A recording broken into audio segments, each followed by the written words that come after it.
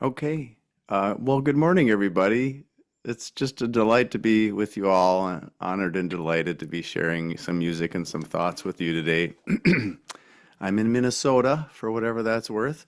A lot of people think that the MI is Minnesota or Michigan. They get confused. So I feel a kindred to you all because we're in the Midwestern MI states, even though you have MI and I have MN, so in mine. But anyway, it's nice to be with you all. Yeah, so as John mentioned, I have a prelude for you, a song, and then we'll go from there. I have to switch glasses because I have to look at these little words on my phone here.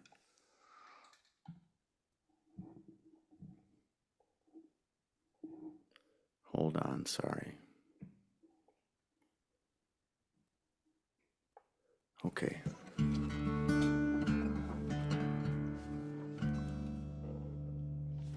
When I was a boy each week, on Sunday we would go to church and pay attention to the priest. He would read the holy word and consecrate the holy bread, and everyone would kneel and bow. Today the only difference is everything is holy now. Everything is holy now.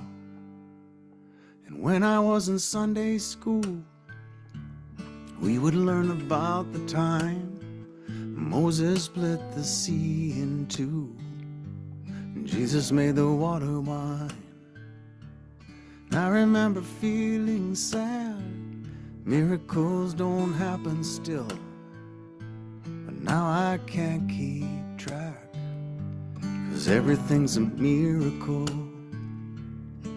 Everything's a miracle.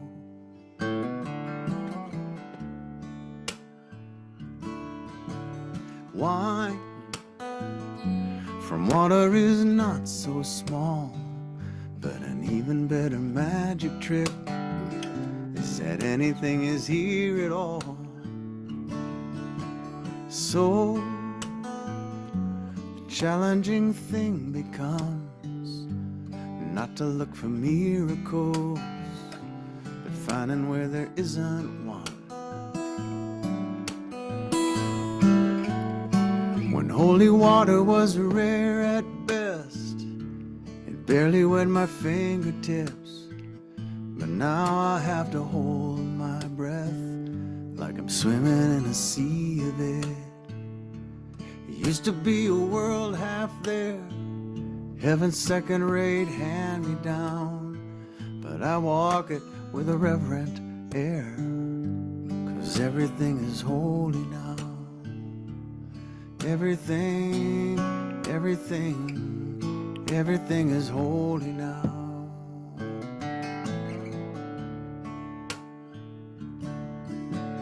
Read a questioning child's face, say it's not a testament, that'd be very hard to say. See another new morning come, say it's not a sacrament, I tell you that it can't be done.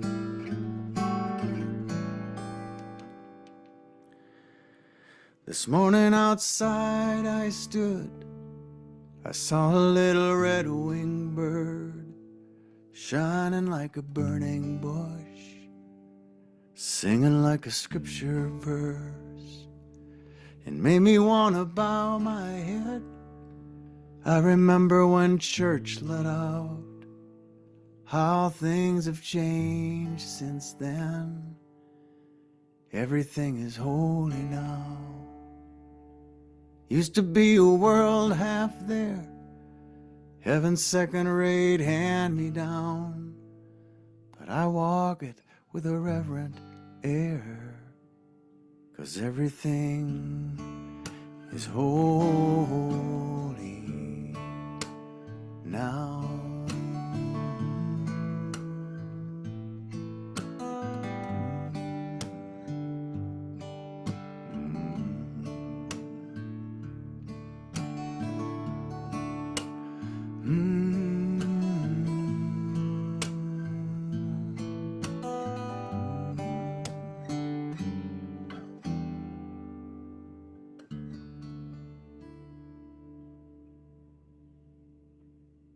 Just beautiful. This is John Ganyu leading the service today. We're going to get back to some of the wonderful music of Peter Meyer. I just want to say that I'm so glad to be here today and to see other people participating and online at least. I see there's a number of people at the Boniface Arts Center. It's good to see you there. As we know, no matter what you look like, no matter what you have or don't have, no matter what your abilities or disabilities are, no matter who you love or what you believe, you are welcome here, as long as you will respect others who think, act, or love differently than yourself. As we know, our region occupies the ancestral and contemporary lands of the Anishinaabe people. We recognize the ongoing relationship of dependence upon and respect for all the living beings of the earth, sky, and water. In offering this land acknowledgement, we affirm Indigenous sovereignty, history, and experiences. If we can keep in mind the beautiful words of Margaret Keep, as surely as we belong to the universe, we belong together. We join here to transcend the isolated self, to reconnect, to know ourselves, to be at home, here on earth, under the stars, linked with each other.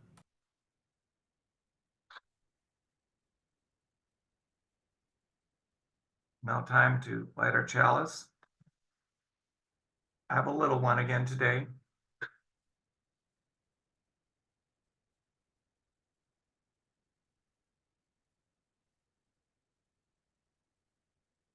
In the mystery of life about us, there's light. It gives us a place to be, to grow, to rejoice together. It opens the pathways to love. In this place of friendship, there's freedom. Let the light we kindle go before us, strong in hope, wide in goodwill, inviting the day to come.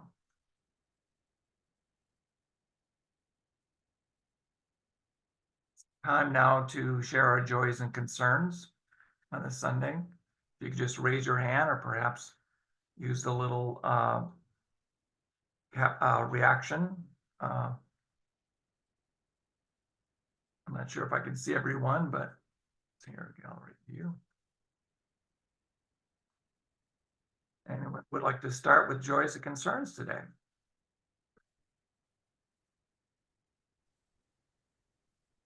Okay, Audrey. I have a concern for my cousin about the death of his son in a motorcycle accident this week. And with that, a concern for all those who have buried children, for all those who mourn.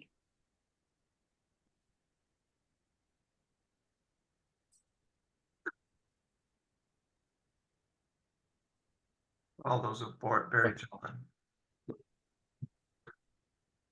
Yeah. Hello. I have a joy. Yesterday, I spent, along with Vicky, spent the day at UP Pride Fest in Marquette, representing our fellowship, and it was just an absolutely wonderful day. The weather held out, which was almost a miracle because it was supposed to rain pretty much all day. It was just really great to see so many people, supporting each other. Multiple congregations there, all three UU congregations, as well as Lutheran and Episcopalian Church in Marquette. So did a little networking with them also, but just a really great experience. For Pride Fest and standing on the side of love. Thank you, Lord. John Peter had a hand up. Peter? Yeah, I would like to echo that joy that in our world the way it is today in Marquette, Michigan, we can have a celebration of diversity and Pride Fest. It just warmed my heart and see all the young people out there and young kids with colored hair and, you know, growing up in a community that's so supportive and loving. Thank you. All that love. Lindsay, go ahead. Go ahead. I also went to Pride Fest and Pete just said it right, because there was so many young people so enthusiastic and so dressed up and so happy to be there and seeing their friends they haven't seen in ages. And it's a joy to be able to go. I went back at night for some of the drag show. They had a drag show contest at night. It was really nice. And I got to go to Marquette Rockestra too, which is a collaboration about 30-40 people. 30-40 people, musicians from all over Marquette and all over Marquette, and they had a theme this year of all Michigan music. So they did all the way from Aretha Franklin to Rare Earth. You can imagine how far that goes. It's both joys.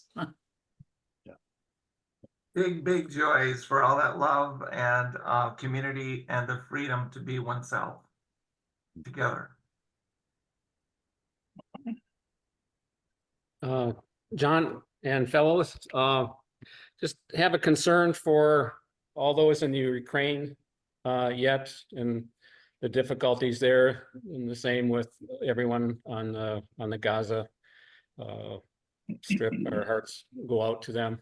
Really want to thank Peter for being with us. We've been looking forward to this for a long time and hear your music, and are really grateful. And finally, Chris and I are back from Florida. I'm enjoying the weather, and Chris says she's freezing. So thank you. Ooh. To all of our dear snowbirds returning to the far north, where it has been rather cool lately. Yeah. Yeah, after all, if you're going to be coming from the south where it's warm, the least you could do is bring a little bit of warmer weather with you. There's my concern for the day. Okay. For warmer weather, it will come, believe you me. I know. We've been blessed with some pretty nice weather in the last couple of weeks, and even some badly needed rain. That's another joy. I might also add very briefly that it's always a joy when we have these triangle services. It's wonderful to see all these people from different places, people most of whom I've never met, and I'm looking forward to meeting with a lot of you in September. So anyhow. To the Triangle, and those of you who have not signed up for the retreat in September, please do so. I'm really looking forward to connecting more of you from Marquette and Petoskey.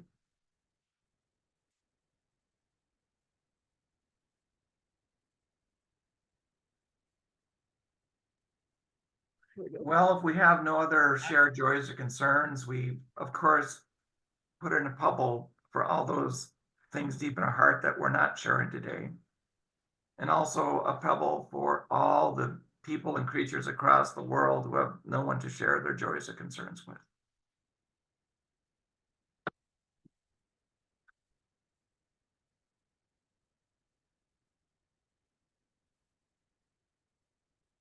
Okay, it is time for offertory. I'm just gonna remind people you can send your checks. I unfortunately don't have the slide, but I think you all know where your respective treasures are. and to remind ourselves that we give to remind ourselves how many gifts we have to offer. We give to remember that we are part of something bigger than ourselves. We give because we believe in music and sacred space, and we give with a faith that together we have enough. Again, now I'd like to formally introduce our extraordinary singer-songwriter, Peter Meyer. I've known about his music for years. I think it was actually UU's service that introduced me to his music. February Sky, if I recall, turned me on to this several years ago. Then I had to look and found just a lot of excellent music, very spiritual. And I won't go on and on about my philosophies and reaction, but it's been great. Minnesota's Peter Meyer, as opposed to the other Peter Meyer we were talking about earlier, has been singing and songwriting full-time for 25 years, performing in venues across the United States and beyond. He writes songs for a small planet, songs about interconnectedness and the human journey, songs about life on Earth and the mysterious and wondrous fact of our existence. He also writes about dress hats, pumpkins and pajamas, and other important stuff. His music has been performed by artists like Kathy Mattea, David Wilcox, Claudia Schmidt, Ann Hills, Priscilla Herdman, Daryl Purpose, Billy Jonas, and Ronnie Cox, to name a few. His work has been included in songbooks, church hymnals, and folk radio playlists across the country. He is a recipient of fellowships from both the McKnight and the Bush Foundations. Peter has 11 albums to his credit and has sold over 100,000 of them. He lives in Stillwater, Minnesota, with his wife and 2 daughters. With that being said, I'll leave it to Peter.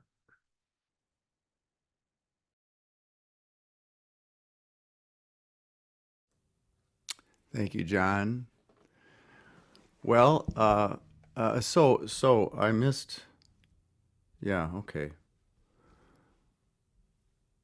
I think I'll do a song first, and then share some thoughts in a brief homily. But I was struck by the comment about Ukraine and Gaza. I know that it's difficult to read the news these days, and so I thought I would offer a song for peace. So this is just a simple little meditation I'd like to share with you all.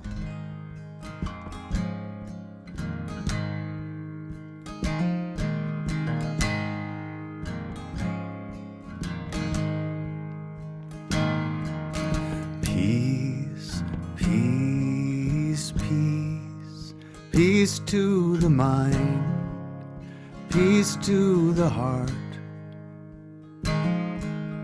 Peace, peace, peace, peace to the lives broken apart. Peace to the torn, the bleary-eyed, battle-worn soldier who's so forlorn, weary of war, weary of war. Peace, peace, peace, peace to the fist, peace to the gun. Peace, peace, peace, peace to the judge in everyone. Peace like the sound of rain finally falling down onto the hard, dry ground. We need you now, we need you now. Peace to the streets, peace to our hands,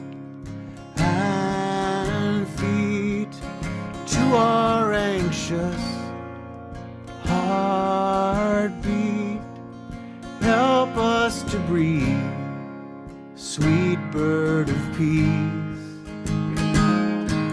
Spread your wings over this world and sing of love and understanding.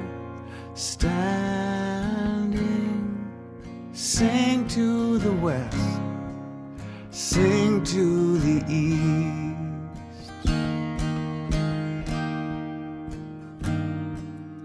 Peace, peace, peace, peace be to all, and peace be to each, and peace in between, peace to the place where our lives meet.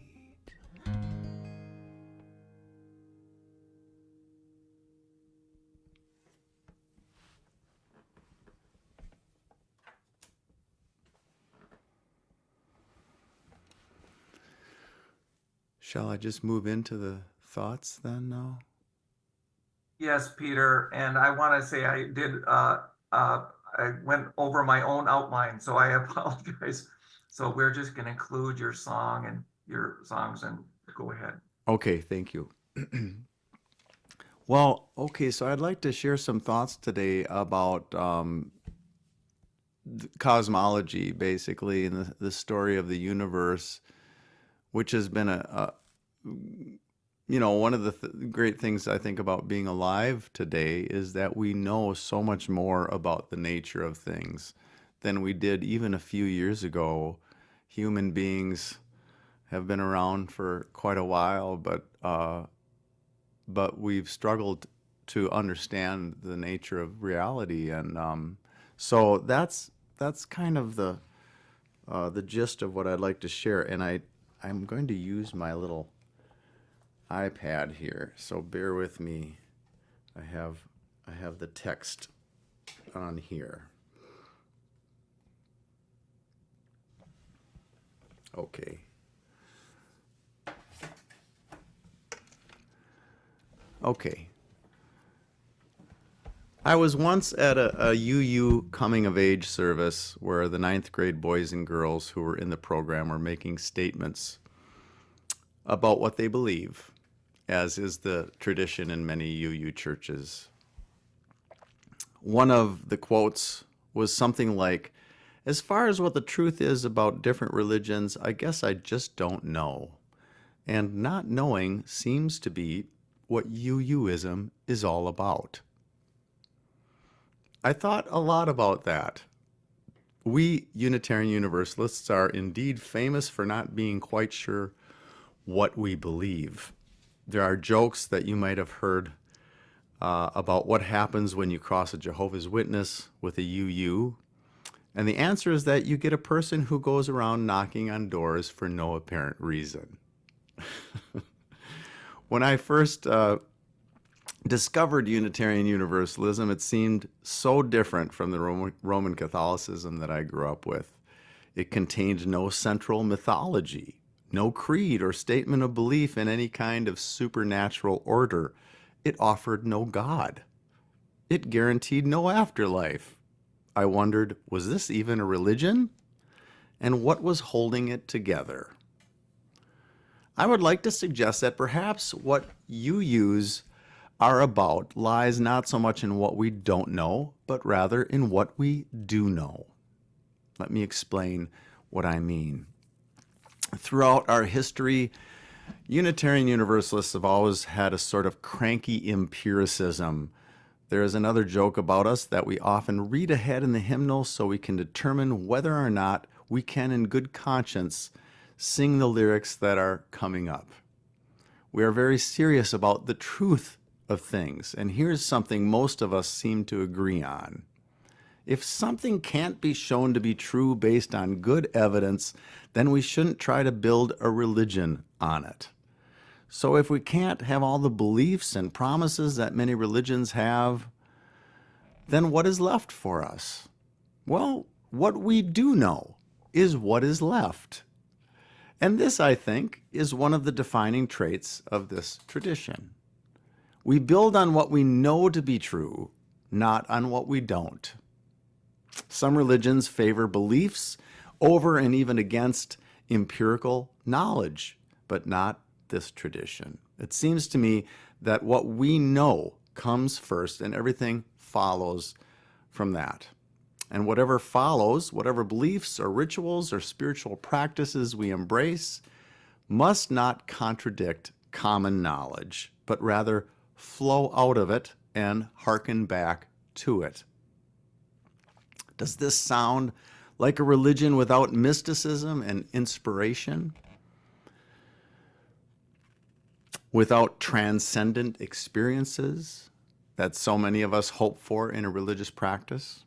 I would like to suggest just the opposite, that what we now know to be true about the world is so vast and mysterious in its scope, from the subtle intricacies and inner workings of a living cell to the unimaginable immensity and age of the universe, that every effort we make to learn about it can only lead to a sense of reverence, awe, and wonder.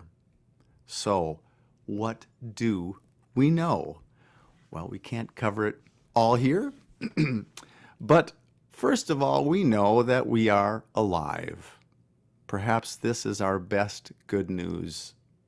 We are alive and awake in the universe, and this, we know, is an astonishing thing. We also know that we are blood relatives with every other living thing on earth, every plant, animal, bacterium, and fungus, and that every living thing descended from the same microscopic organisms that were alive on Earth nearly 4 billion years ago. I think that is amazing. We didn't always know this. In fact, we didn't know this for most of our history. And most of our religions were created long before we discovered it. And so many of our faith traditions still do not include it in their understanding of the world, nor acknowledge or celebrate it, that we are all kindred life forms. It seems that our spiritual lives haven't yet caught up with the things that we know. We also know that evolution is the process, the mechanism by which all life is related, and yet some of our religions today deny evolution altogether, even though there is as much evidence for it as there is for the theory of gravity. To deny evidence is a curious and sometimes troubling capacity that we humans have. Look at global warming, for example. Although it enjoys the weight of scientific consensus, still many of us simply choose not to believe it. Ignoring facts like this creates a very distorted and dangerous map by which to navigate our future. And it points to the need for a religion that starts first and foremost with what we can say is true to the best of our knowledge. What else do we know? We know that each one of us is a community of trillions of living organisms, many of whom still resemble their ancient ancestors, which are cooperating in complicated ways to make you and me. And we are learning that even though evolution has given us the drive to compete, it has also perhaps even more powerfully given us the desire to cooperate and nurture and love and live in community with others. We are learning that human beings love, not in spite of our genetic inheritance, but because of it. Nature itself has taught us to love and to nurture and to practice empathy. Why? Because we need each other to live and to thrive. What else do we know? We know that we are on a planet. This seems obvious, but for most of our human history, we didn't know this. And most of our religions were created long before we discovered it. Our whole worldview as humans was based on the idea that we were at the center of everything, and that the sky and all of creation was turning around us. But we eventually discovered that we are the ones doing the turning, spinning around our axis, hurtling around our sun, and soaring even faster around the center of our galaxy. A galaxy we now know isn't the only galaxy. There are hundreds of billions of them, and they are moving and expanding apart from one another. Indeed, we now know that everything in the universe is in motion, from the very smallest particles in the atoms of our bodies to the immense universe itself. And everything is changing as well. Not static and eternal, rather, as the old model suggested. Even Einstein didn't believe this at first. We know that the universe actually had a beginning. It began 13.8 thousand million years ago as a speck, and this is about the weirdest thing there is, as a speck smaller than an atom, into which all of us were squished in our primordial form, and which at some point exploded and expanded with unimaginable force and speed. I recently learned about the inflation theory, that they think now that in the first second of the Big Bang, that the universe expanded from the size of an atom to the size of a galaxy in the first second. Crazy. We know that the atoms that we are made of were mostly made in the furnace of stars. We are made of atoms that were made in stars. So they say that 90% of the atoms in our body passed through a supernova explosion. I shouldn't say passed through, were created in supernova explosions in stars. I just find that to be such a profoundly spiritual fact. I just think it's beautiful. We have only recently learned this, and most of our religions don't incorporate it into their beliefs and practices. But it feels to me like a sacred truth. Almost all of the atoms, the carbon, iron, calcium, oxygen that make up the universe, the gold in the ring on your finger, these atoms were created in stars. We can look up at the night sky and say thank you to our ancestors. We know that the earth itself is 4,500 million years old, that people descended from primates in Africa, and that we modern humans have been here for perhaps 200,000 years, which is just an eye blink in the vast history of our planet. We know that we most likely wouldn't be here if an asteroid hadn't struck the earth and caused the dinosaurs to become extinct. Indeed, we know that our existence is dependent on all that has preceded us, all that has happened leading up to now, and that our lives are brief events in the immense scope of things. One difficult thing we know is that life needs death in order to make itself anew, which does not bode well for our prospects for personal immortality. But it does mean that we have the opportunity to be here at all, because without death, life wouldn't be possible. None of us would be here.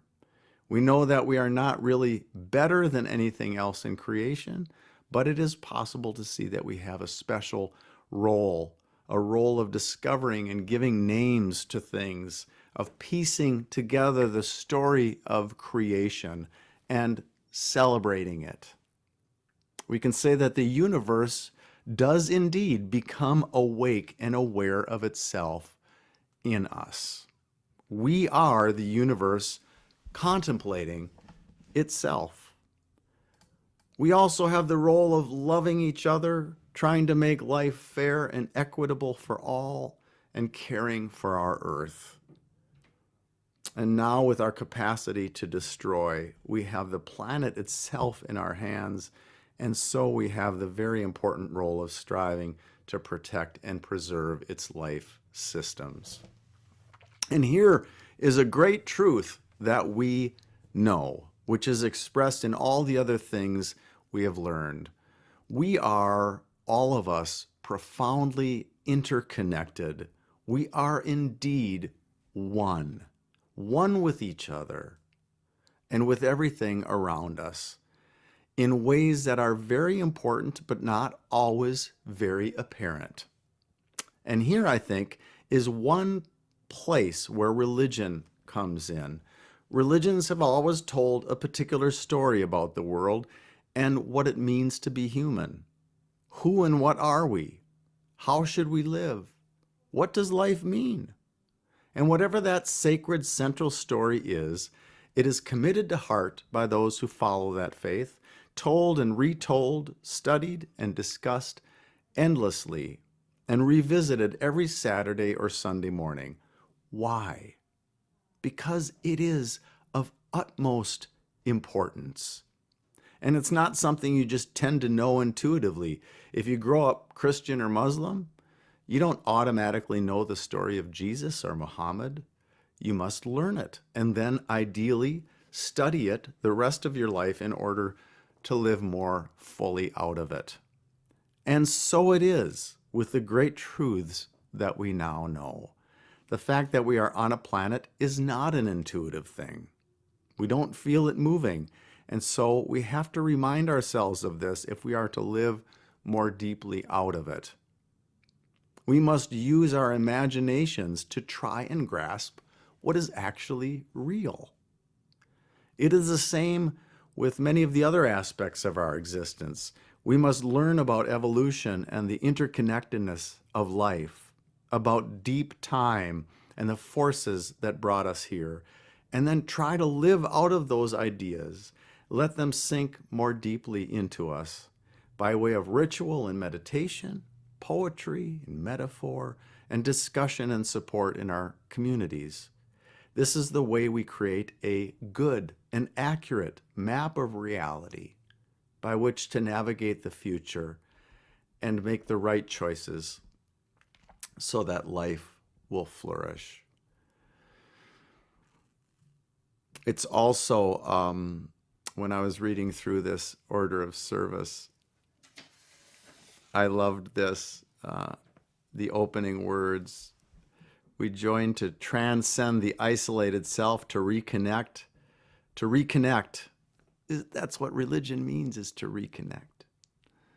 To know ourselves, to be at home here on earth, under the stars, linked with each other, to feel like we belong. I think that that's what these great truths can help us feel a sense of belonging in the universe, that this is who we are, this is where we belong. We're not imports from heaven.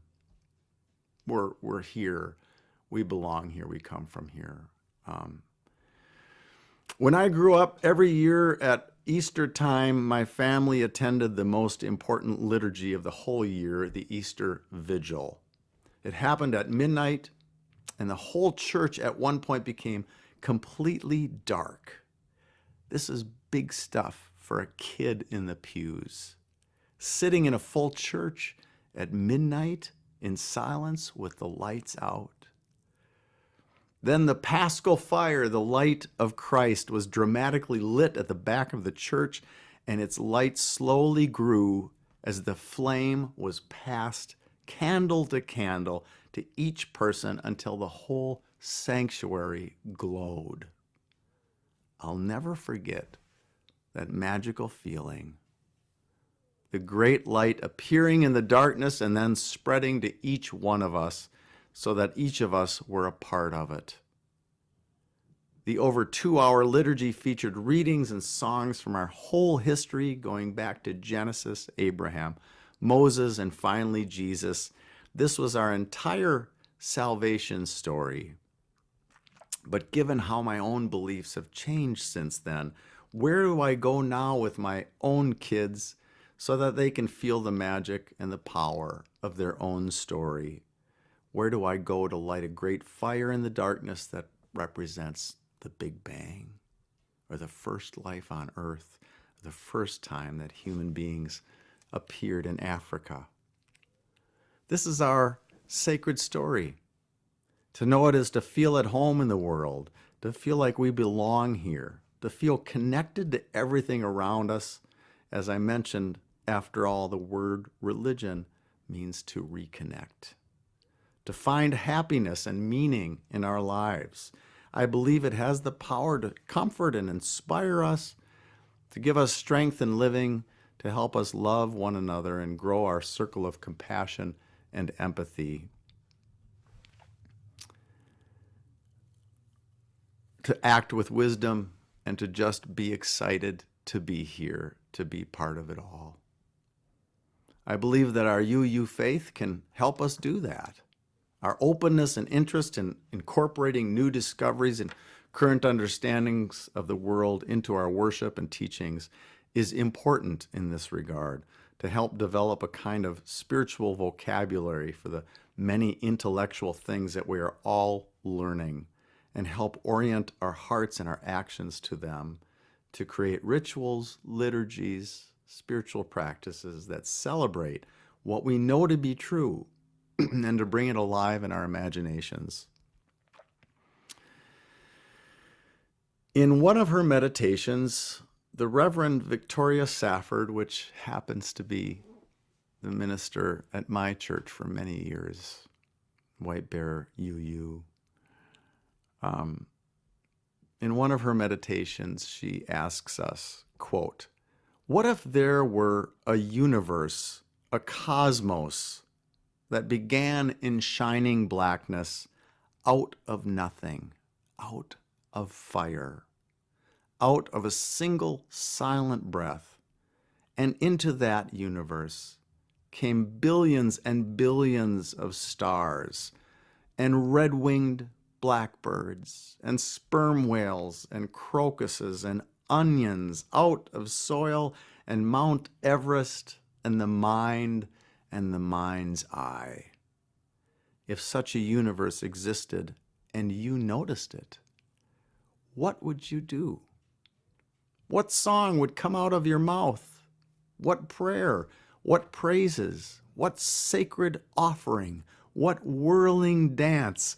What religion and what reverential gesture would you make to greet that world every single day that you were in it?" Statistics show that church going is on the decline in the West. Maybe this is because people are finding a sense of community in places like Facebook instead. And or maybe it's a problem of content. Maybe people feel that the reality of the world that they are living in is not reflected in the church that they attend each Sunday. And in closing the sermon, I'd like to share a quote from Carl Sagan. Carl Sagan said that a religion, old or new, that stressed the magnificence of the universe as revealed by modern science might be able to draw forth reserves of reverence and awe hardly tapped by conventional faiths. Sooner or later, such a religion will emerge. Amen.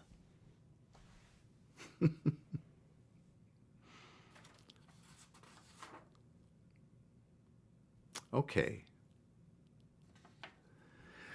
I'd like to share a song now. Does that feel? Yeah, that's the thing to do here. Okay. So one of the things I mentioned in the sermon is this idea that we are the universe become awake and aware of itself. And, you know, we are lots of other things as well, right? We are a life form that has a drive to exist and to, you know, sometimes go to war. Clearly, we haven't shaken that whole thing, and to procreate and all that, all the things that life forms throughout the ages have had. We have that too, but we also have this quality to our conscience, our consciousness, partly based on what we've learned scientifically, that we are indeed the earth sort of becoming awake and looking around and saying, my God, look at this story that brought us forth. And this is just this beautiful. And again, to me, I think it's a very deeply spiritual idea that we are the earth and the universe aware of itself, celebrating itself, standing in awe and wonder at the story of creation. I just think that is an amazing, profound idea. And so here's a song that is inspired by that. This is called Human You. And bear with me, I just have to tune here.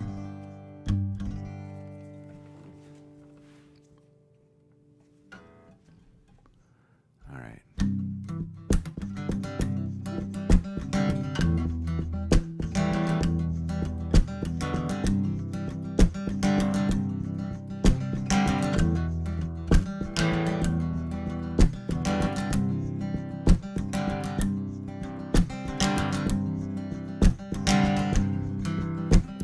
In all of the thousand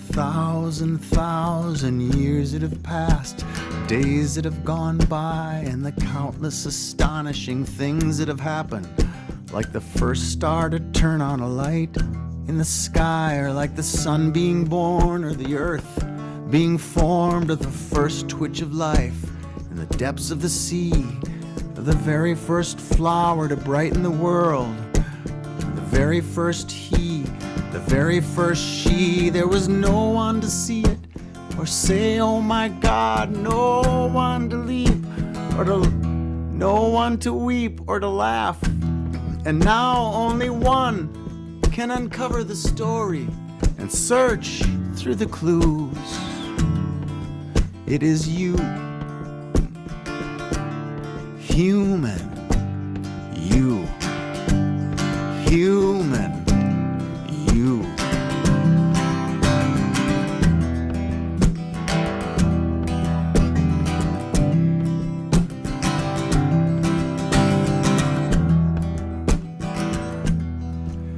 Of all the things made of atoms, the children of matter, the comets and quasars, the oceans and the stones, and the millions of creatures who've lived on this planet, who've walked through the ages and floated and flown, there was never among them a poser of questions, painter of sunsets, keeper of dreams, who can measure the days and the nights as they're passing, and seek understanding, ask what life means. It's as if all of time were a song that has finally found ears, or as if the whole world for 4 billion years has been lying unconscious and is now coming to in you, human, you, human, you.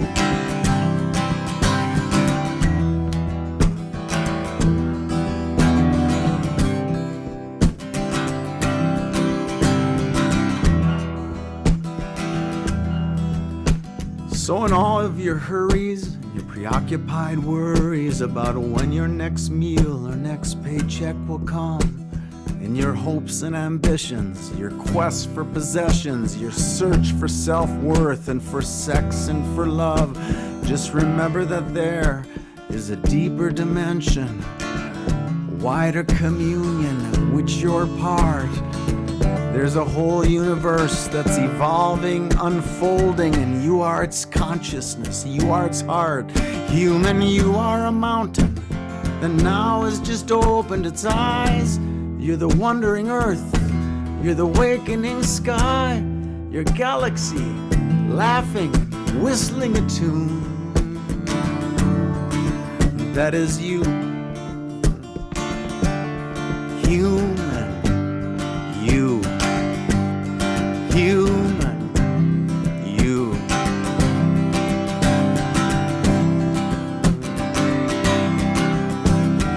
You are a mountain that now has just opened its eyes. You're the wandering earth, you're the wakening sky, your galaxy laughing, whistling a tune. You, human, you, human, you,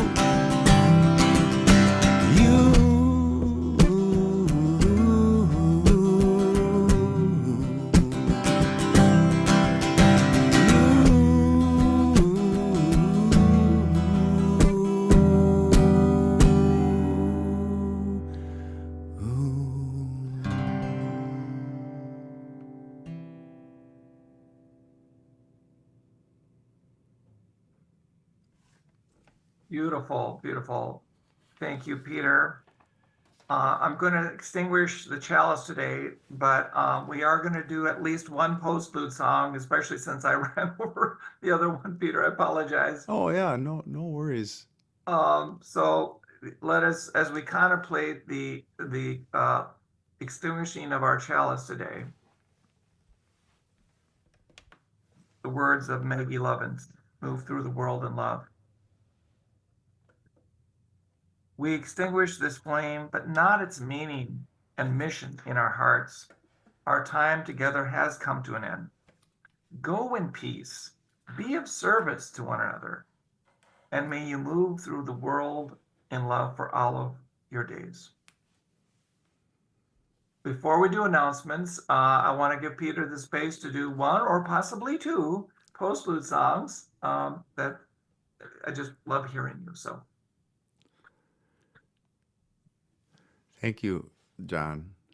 Well, I think what I'd like to do is do two. One just a cappella, a little meditation a cappella, and then the last song, because some of you probably know me because of this song, and it's in the UU hymnal. I'll just close with Blue Boat Home, which I also feel like is resonant with the theme today about the universe and the earth. So, but I'll leave you with a little a cappella song before we do that. This is called Beauty of the World. If you look to the daily news so that you can stay attuned to what matters, you might find that headlines don't describe the beauty of the world. So if you hang your head straight out of bed because you read the doom and gloom and got discouraged, ignore your computer screen and look to see the beauty of the world. Beauty like the sun come down, beauty like the seed in the ground, rising and reaching out, reaching for the sky. Beauty like the life in the land, moving in your own two hands. Beauty like the wondrous chance to be alive. If you're down to your final dime and can't decide what else to buy to be happy, you don't need a credit card to give your heart the beauty of the world. And if you walk the street with tired feet, bending underneath the grief that you carry, lay the weight you brought along down upon the beauty of the world. Beauty like the wind in the trees, beauty like children's dreams, beauty like the sound of steeple bells when they ring. Beauty like ties that bind us, beauty like acts of kindness, beauty like the light inside of everything. Beauty like the sun come down, beauty like the seed in the ground, rising and reaching out, reaching for the sky. Beauty like the life in the land, moving in your own two hands. Beauty like the wondrous chance to be alive. If your whole shtick is tragic, hip, but you are sick of being such a big cynic, you can try out a joyful shout and sing about the beauty of the world. And if you don't like to have to wait and think your chances aren't great to get to heaven, maybe one way to save your soul is get to know the beauty of the world. Get to know the beauty of the world. Get to know the beauty of the world.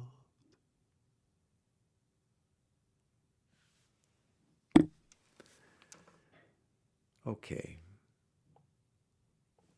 Well, it's been lovely to be with you all this morning. Thanks for the honor of bringing me into your circle, and I wish you all the best. Beautiful day. We're having such a beautiful spring here. I'm guessing you are too. I mean, as chilly as it is in the north, so I've learned today. But wow, it's just, I'm so grateful, as I heard during Joys and Concerns, for the rain and the green. It's just so wonderful outside. So I hope you're able to enjoy it. I'll leave you with this song. I did not write the music to this song. This song was written in the 1800s by a man named Roland Pritchard, the hymn tune to this song. And I grew up singing, the hymn tune is called Heiferdal. I grew up singing Heiferdal. We had our own versions in the hymnal, in our Catholic tradition. And there's just been countless texts set to this old song. And so thank you, Roland Pritchard, for writing an enduring melody. Amazing that it's come down all these years. We're still singing it today.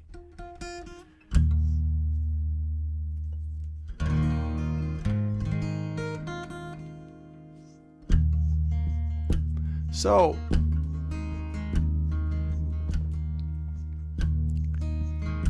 we mentioned that we've only recently discovered that we are on a planet. I mean, it seems like a long time to say this was a few hundred years ago, but I still think we're getting used to the idea because it's not intuitive. Like I said, we don't feel the planet moving, so we have to remind ourselves of it.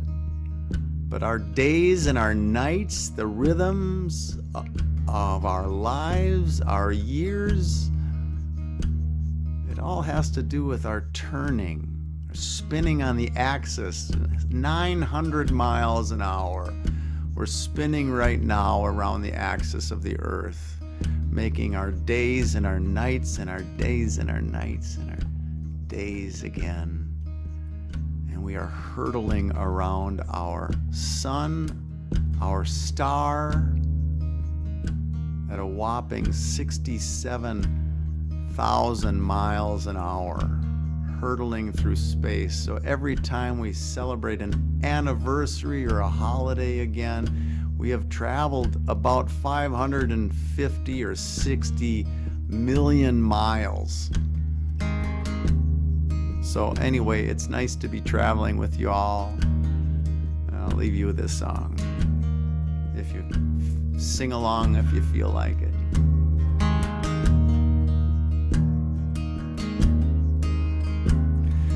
Though below me I feel no motion, standing on these mountains and plains, far away from the rolling ocean, still my dry land heart can say, I've been sailing